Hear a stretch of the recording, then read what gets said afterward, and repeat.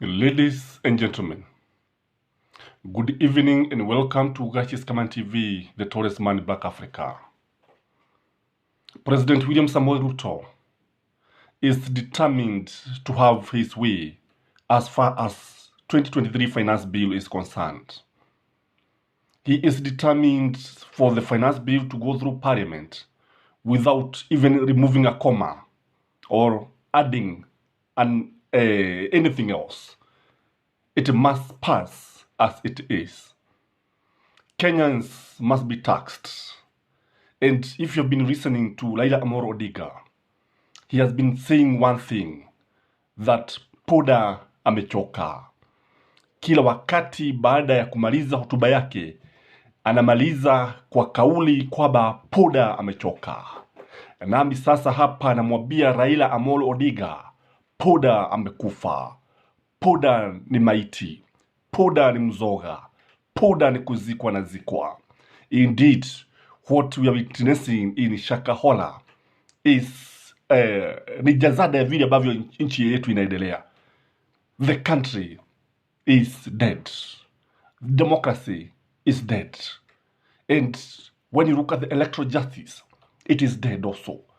The government of William Samoei Ruto is not ready to listen to anybody. The government of William Samoei Ruto is not listening to Kenyans. Indeed, there's no need for public participation if Kenyans' views are not important, if Kenyans' views don't count anything.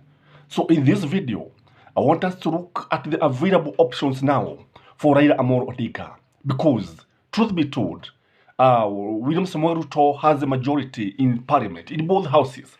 And the bill, the finance bill, is going to pass without any amendment. And once it passes, it will become a law. So, what are the available options for Raila Amolo Odinga and AZIMIO in general? Because without AZIMIO, this country is gone. Without Raila Amolo Odinga, I don't know where this country would be. Na wale watu ambao tulikuwa tunasema ya kwamba Raila alifaa kwanza nyamaze, angalia one vile ambavyo itaendeshwa. I'm telling you, Baba cannot be able to keep quiet when the country is going to the dogs. So, if you're joining this channel for the first time, take that 1 minute now, like this video, and subscribe if you have never subscribed. So, the first option that he has is the popular mass action. Indeed, many people are asking Raila Amolo Odinga to continue with the mass action. Many people believe that Raila Amolo Odinga should not have called the mass action off in the first place. Indeed, watu wengi wanaamini ya kwamba William Samoei Ruto anapoteza wakati. He's just buying time. He's just playing with what I call mind games with Raila Amolo Odinga. Anataka sasa watu wachoke, waone ya kwamba maandamano hayana chochote, hayazai matunda yote. So what is happening, even the bipartisan talk is not going to yield much. If you ask me, it's not going to yield much. And when you saw William Samoei Ruto, who is very shrewd, trying to befriend Raila Amolo Odinga, waonekane kana kwamba wako pamoja, it is a strategy to deflate AZIMIO people who are yearning for change. It is a strategy to lower down the political temperatures. It is a strategy kuonekana kana kwamba kuna urafiki, hamna uhasama kati ya vinara hawa wawili wa viongozi tofauti, ambayo milego mili tofauti ambayo inatofautiana kama mashariki na magharibi. So what we have is that he should read the mass action as early as yesterday. Na watu wengi wamekuwa wakigojea, watu wengi wanajiuliza anagojea nini. That is what the ground is saying. The ground is saying that the time for mass action is now. Na unajua sasa AZIMIO wakiitisha maandamano wakati kama huu, ukweli usemwe ni kwamba watu wengi watajitokeza. Kutokana na vile ambavyo maisha yamezidi kupanda. Si bei ya mafuta, si gharama ya stima, si bei ya woga, kila kitu kinazidi kupanda kila uchao. Kwa hivyo kile ambacho tunaweza tukasema ni kwamba Raila Amolo Odinga has now a good chance to call for mass action. Watu wengi watajitokeza.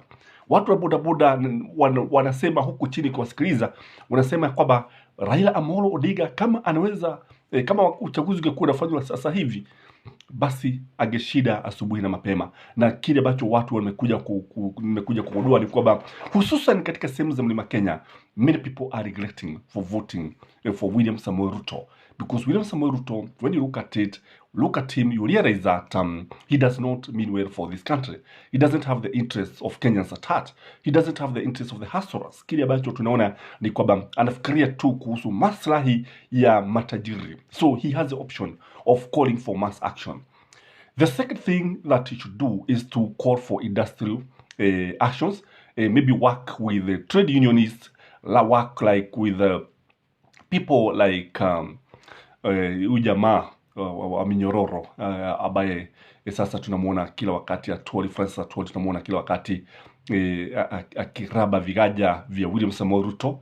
Na sasa unajua sasa anafaa kuwa katika mstari wa mbele akiwatetea wafanyikazi. Should also work with Kuppet and NAT, KNUT. Should also work with the dock workers, work with industrial unionizable guys, work with those leaders of those unions, and maybe they can call for an industrial action. And if there is an industrial action throughout the country, I can tell you, if this happens, I think the government is going to listen. I believe this issue of the 3% housing levy is something that Kenya should not take rightly. And I believe that Kenyans don't want this.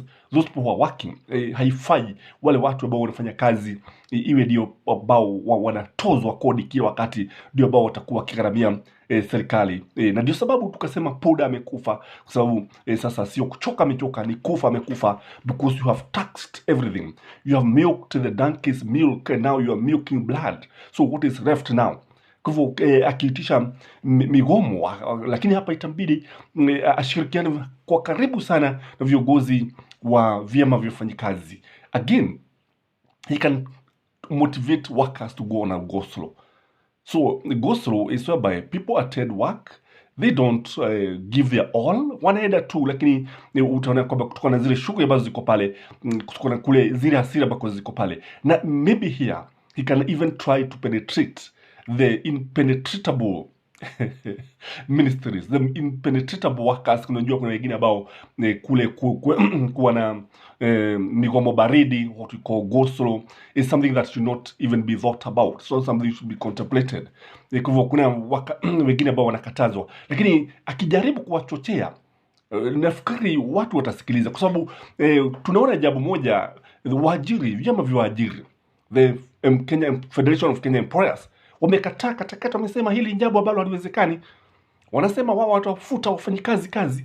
How is the government going to earn money? You see how the government is creating an employment.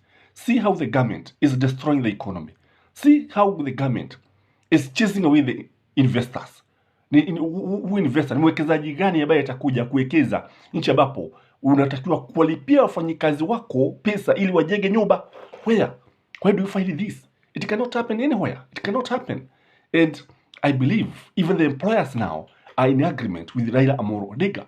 So I think Raila Amolo Odinga should move with speed, and kile ambacho he should smell the coffee, move very fast, na ajue kwamba wakati huu anaweza kumweza William Samoei Ruto kisiasa, kwa sababu anaunga mkono na kila watu, anaunga mkono na wafanyikazi, anaunga mkono na waajiri. He is also being supported by unions, and I think it is there for him to take and maybe utilize the opportunity. The opportunity is now there. Again, what he should know, I believe Raila Amolo Odinga can maybe try to use parliament. Yeah, parliament can work. By using parliament, he can make the business of the parliament very difficult to transact. Akiwatumia wabunge wake pale kujaribu kuzua mizozo kule bungeni mpaka wasikilizwe, I believe they can have their way. I believe William Samoei Ruto is going to listen to them, because what Kenyans should be doing, we shall be watching and waiting to see which leader vote against their people. And one thing I like about, which is very good, that some Mount Kenya leaders, including the governors, are against the 2023 finance bill. Indeed, truth be told, some of them are even saying that there's no way they are going to deduct the salaries of their workers. They don't want this. The government don't want this, because for them it's an extra expense. They don't want this. And even I like the way the mountain now is drifting away from UDA, because now kile ambacho wamekuja kugundua ni kwamba they are financing a group of people who don't, kile ambacho ukweli ni kwamba wale watu watakuja kunufaika si wale watu ambao wanatozwa kodi, ni wale ambao wako karibu na utawala. That is what is happening. Na wakati nazungumzia utawala, sio utawala kitogoji kile ambacho wakipata kule Nairobi, nazungumzia katika uongozi. Those who are close to leadership, those are the people who are going to benefit. So I believe this is something that can happen. And when you have some of the parliamentarians in UDA trying to go against the Green, then you realize that things are now going well. And last but not least, there's always the final red card that Raila can play. People have the right and the freedom for self-determination. If William Samoei Ruto continue taxing the people the way he has continued, if the cost of living continue, if the price of commodities continue to rise, I believe Raila Amolo Odinga can call for secession. Yes, there is an international law that allows for right, freedom for self-determination, whereby a group of people breaks away from the main state and start and developing their own country and have their own leadership. And I believe Raila Amolo Odinga can do this, because this is like a marriage that does not work, have no business. You cannot live in a toxic relationship, just like you cannot live in a toxic country whereby it is only a few who are being taxed. Na unajua sasa demokrasia ni pale ambapo unasikiliza wengi. And also when you look at the Kenyan constitution, when you read the preamble, it states very clearly that all power belongs to the people, and those who exercise powers like the president, judiciary and so on, exercise on behalf of the people, and the people can decide to recall their powers. So Raila Amolo Odinga has that card, and I believe that one of the decision is the last thing that can happen. We would not like to, we would like to have a united country. We would like to have one nation that is focused. But now, truth be told, sometimes the inevitable may happen. And kwa sababu ukiwatesa watu sana, ukiumiza watu sana, ukiwatoza kodi, inafika mahali sasa, they tell you, enough is enough. That is my take. I could be right, I could be wrong. But from where I sit, I can tell you, the country is headed in the wrong direction. Have a lovely evening. Bye-bye.